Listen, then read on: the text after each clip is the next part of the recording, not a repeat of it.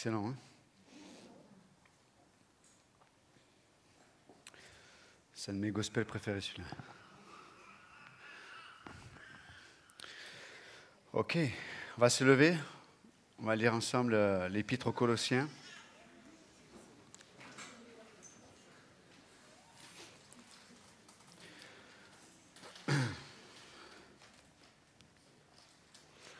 Colossiens chapitre 1.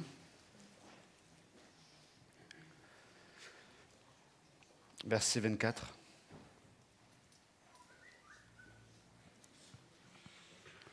Colossiens 1, verset 24. Je me réjouis maintenant dans mes souffrances pour vous, et ce qui manque aux souffrances de Christ, je l'achève en ma chair pour son corps qui est l'Église. C'est d'elle que j'ai été fait ministre, selon la charge que Dieu m'a donnée auprès de vous, afin que j'annonçasse pleinement la parole de Dieu. Le mystère caché de tout temps et dans tous les âges, mais révélé maintenant à ses saints, à qui Dieu a voulu faire connaître quelle est la glorieuse richesse de ce mystère parmi les païens, savoir Christ en vous, l'espérance de la gloire.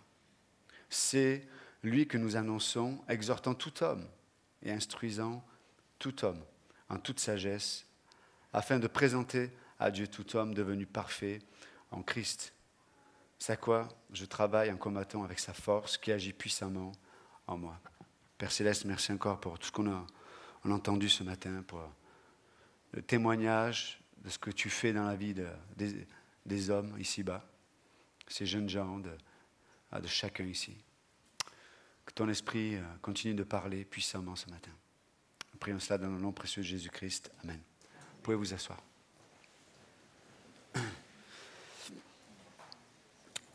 Paul est en train de toucher un sujet extrêmement important et il dit que il porte les souffrances de Christ pour l'Église.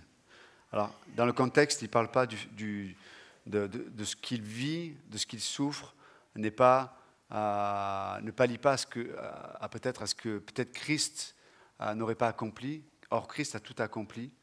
Mais lorsqu'il parle des souffrances qu'il porte pour le corps de Christ, ça parle du travail dans la vie du corps de Christ, afin que celui-ci, l'Église, soit de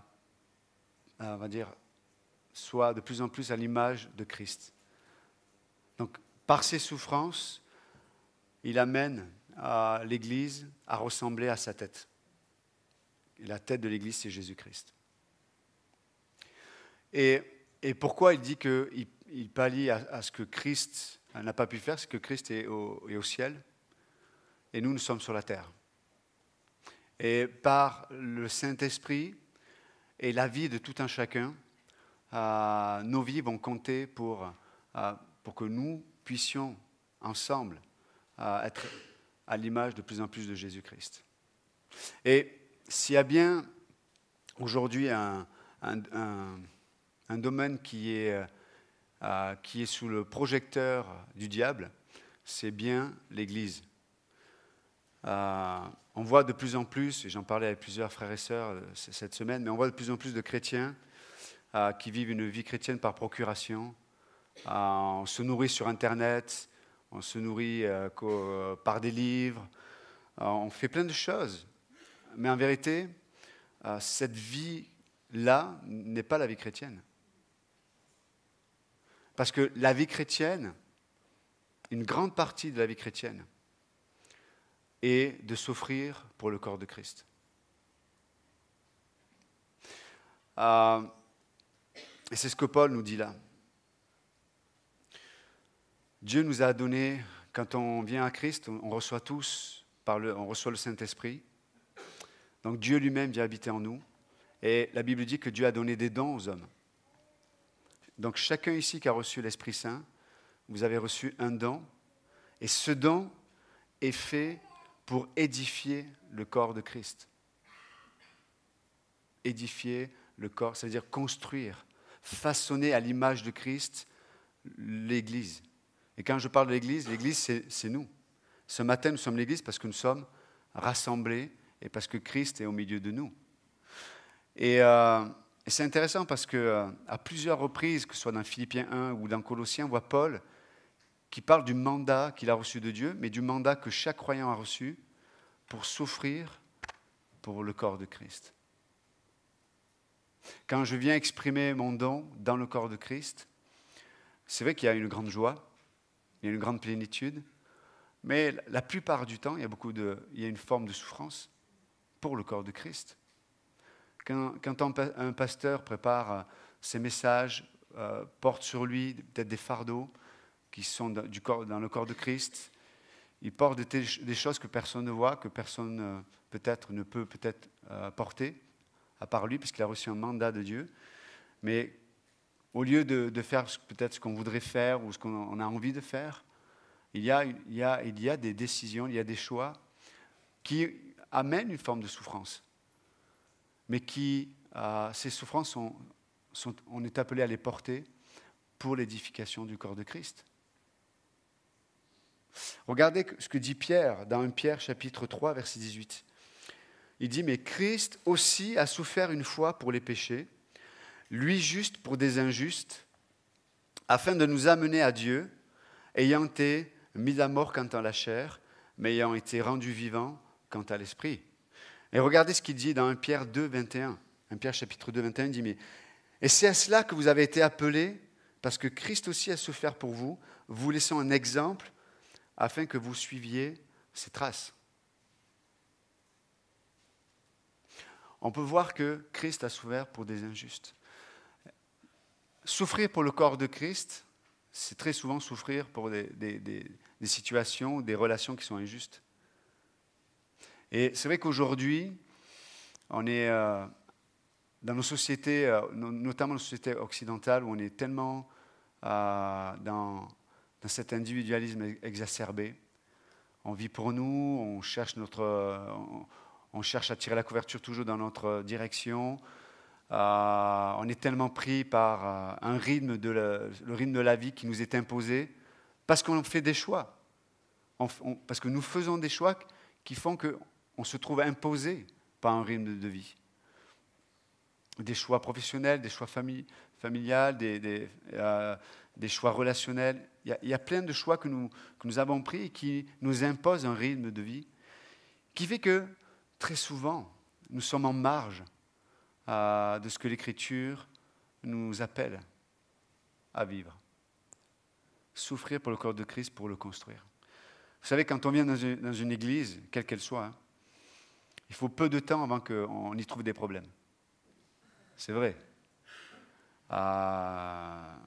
Il faut très peu de temps pour se frotter à la personnalité de certaines personnes à l'église, de se confronter aussi au temps de maturité des uns et des autres. Nous n'en sommes pas tous au même endroit. Et dans le processus pour grandir de maturité, il y a une forme de souffrance aussi. Hein, comme des enfants peuvent souffrir à l'intérieur, les os grandissent, le corps, les hormones se façonnent par rapport à l'âge adulte qui est devant eux. Des souffrances identitaires, on ne sait pas qui on est vraiment, on se cherche, etc., etc. Mais dans le corps de Christ, c'est la même chose. Il y a des frères et sœurs, et puis il y a des domaines où on apprend, on grandit, puis dans ce processus-là, il y a des choses qui sont injustes des fois. Des réflexions, comment nous faire, qui sont injustes, un regard ou des attitudes qui sont injustes. Et nous-mêmes, des fois, on tend le bâton pour se faire battre, des fois aussi. Et ça fait partie, c'est la vie du corps de Christ. Et Paul nous dit, et j'aime ce qu'il dit, mais moi, je trouve une joie à souffrir pour le corps de Christ. Quand il écrit aux Colossiens, il est en prison, Paul. Hein. Et il est en prison pour quelle raison ? Pour que le corps de Christ grandisse dans la foi, dans la maturité et dans la connaissance de Christ. Paul se destine à la mort pour nous. Christ est venu mourir. Il a dit, on ne prend pas ma vie, c'est moi qui la donne, pour nous. Nous, en tant que croyants, nous sommes appelés à faire des choix qui, quelque part, nous destinent à la mort pour vous. Et c'est intéressant de voir que c'est un message qu'on entend de moins en moins dans les églises. Oui, on est là, on essaye de faire un programme où chacun va pouvoir s'exprimer, chacun va pouvoir s'épanouir, chacun va pouvoir s'amuser, chacun va pouvoir s'éclater. Et c'est chouette. Mais fondamentalement, qu'est-ce qui va faire que tous ensemble, nous marchions dans une même direction? Et cette direction que Dieu nous démontre, c'est d'être à l'image de Jésus-Christ. De vivre à l'exemple de Jésus-Christ. Très souvent, il n'y a pas d'autre solution dans certaines situations que d'accepter de mourir dans la situation. Mourir dans le sens que, comme on l'a vu tout à l'heure, Jésus-Christ est mort pour des injustes. Et des fois, c'est mon épouse qui est injuste. Des fois, c'est mon mari qui est injuste. Des fois, c'est mes enfants, des fois, c'est mon patron, des fois, c'est des frères et sœurs. On est là, on vient dans l'église, on passe du temps, on s'investit, on transpire parce qu'on veut servir, on met des tables, on fait de la cuisine, on fait le ménage, on accueille, on fait plein de choses, on chante, on fait plein de choses. Et pour autant, Dieu va permettre qu'il y ait des situations injustes. Dieu va permettre que quelqu'un ne voit pas mon investissement, mon temps, et peut-être va me faire une réflexion. Peut-être je suis trop rapide, pas assez rapide pour servir des plats, pas assez souriant quand j'accueille, ou trop souriant, trop avenant, pas assez avenant. Le ménage, c'est trop nettoyé d'un côté, pas assez de l'autre. Vous voyez, on peut... Mais Dieu nous dit, mais qu'est-ce qui est réellement important? Est-ce que mon service soit reconnu ou que Christ soit révélé? Que ma vie révèle Christ à l'autre. Mourir pour des injustes. Vous savez, des fois, il y a des situations, je reviens sur des situations relationnelles dans les familles, dans les couples, avec les enfants. Il n'y a pas d'autre solution. Il n'existe aucune solution. Vous pouvez faire des années de psychiatrie, psychologie, prendre tous les médicaments que vous voulez, faire tout ce que vous voulez. Mais il n'y a pas d'autre solution que de mourir pour des injustes ou des situations qui le sont. Parce que le plan de Dieu, la pensée de Dieu, c'est que son Église, le corps de Christ, soit de plus en plus à l'image de la tête, Jésus-Christ. La maturité dans la vie chrétienne, elle se trouve là. La maturité dans la vie chrétienne, ce n'est pas quelqu'un qui a de la connaissance ou de l'expérience. La vraie maturité, c'est quelqu'un qui révèle Jésus-Christ. Ni plus ni moins. C'est intéressant dans Exode 33, quand Moïse prie Dieu et dit, mais Seigneur, montre-moi ta gloire. Et dans Exode 34, Dieu va se révéler à Moïse. Et qu'est-ce qu'il dit? Il dit, je suis un Dieu miséricordieux, un Dieu patient, un Dieu bienveillant. En vérité, lorsque Dieu montre sa gloire, il montre sa nature. Et si on veut voir la gloire de Dieu, il faut accepter la nature de Dieu. Si on veut voir la gloire de Dieu dans nos vies, il faut accepter de laisser la trace de Dieu se manifester dans nos vies. La miséricorde, la grâce, la patience, le pardon, la bienveillance, toutes ces vertus qui sont en Dieu.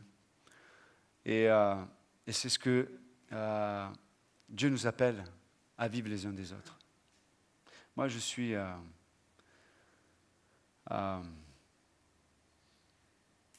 très étonné avec le temps de voir combien c'est compliqué de voir des chrétiens marcher dans les b.a.-ba de la vie chrétienne. C'est compliqué de voir des chrétiens Et en plus, ce qui m'attriste dans tout ça, c'est que alors qu'on n'accepte pas de vivre dans les b.a.-ba, c'est-à-dire dans les fondamentaux de la vie chrétienne, eh ben, c'est parce qu'on nous choisit de ne pas vivre dans les fondamentaux de la vie chrétienne qu'on se retrouve avec plein de problèmes. On se retrouve avec des situations complexes, des situations difficiles, des situations où il n'y a pas de solution réellement. En tout cas, peu importe la solution, on choisit la moins pire. Mais on se met en tant que croyant dans des situations pas possibles. Parce que les fondamentaux ne sont pas respectés. Il y a des gens qui sont épuisés, ils n'ont plus de capacité pour leur famille, ils n'ont plus de capacité pour leur boulot, ils n'ont plus de capacité pour eux-mêmes. Mais moi, je pose la question. Je vous pose la question. Où êtes-vous quand le remède de Dieu est donné? Et on voit dans 2 Chroniques 36, le seul remède que Dieu a choisi. Et je vous le dis, vous pouvez chercher dans toute la Bible. Le remède que Dieu a choisi, c'est la parole de Dieu. C'est la prédication. C'est ligne sur ligne, parole sur parole, lettre sur lettre, comme dit le prophète Ésaïe. Paul dit la même chose. Paul a fait la même chose partout où il est allé. Souffrir pour le corps de Christ, c'était quoi? Enseigner. Encore une fois, il a été mis en prison parce qu'il enseignait l'évangile, il enseignait la parole de Dieu, jour et nuit. Et des fois, c'est compliqué pour les pasteurs parce que, j'imagine peut-être pour des médecins aussi, c'est que tu te dis, la personne vient vers nous en disant, mais voilà ma pathologie, voilà mon problème, voilà ma souffrance. Et tu lui dis, ben voilà. Voilà, pour ce genre de maladie, voilà la solution. Et la personne te dit merci pasteur, c'est gentil. Et la personne ne prend jamais les médicaments. Vous croyez que ça va aller mieux? Non. Et vous savez, la plus grande maladie dans tout ça, c'est que la personne va s'enfermer dans ses propres problèmes. C'est-à-dire, au lieu de souffrir en vivant pour les autres, tu vas souffrir encore plus en vivant pour toi-même.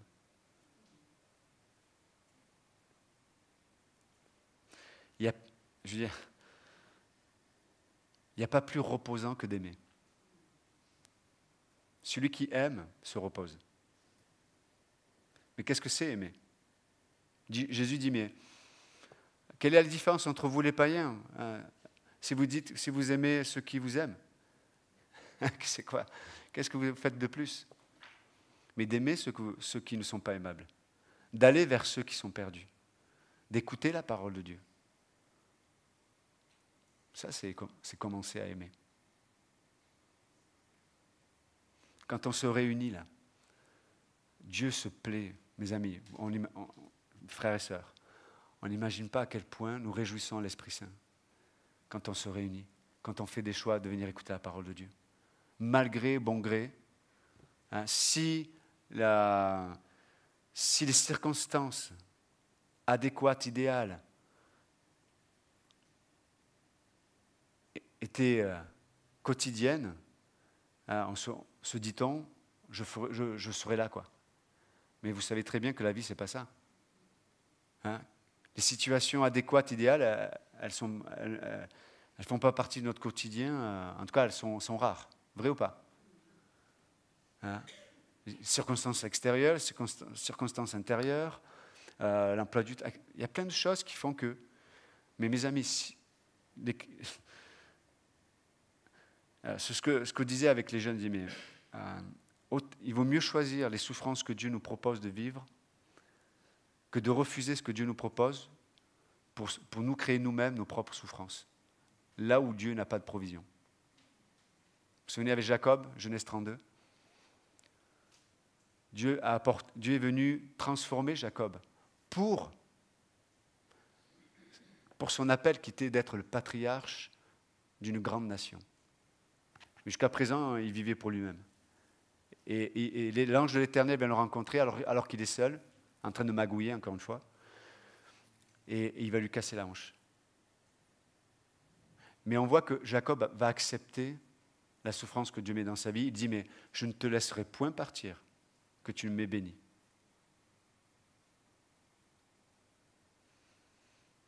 Et l'ange de l'Éternel va lui dire, tu ne t'appelleras plus Jacob, mais tu vas t'appeler Israël. Jacob, c'est une fille magouilleur, escroc. Et l'ange de l'Éternel lui dit, tu vas t'appeler Israël, prince de l'Éternel. Et je vais finir avec ça ce matin. Juste,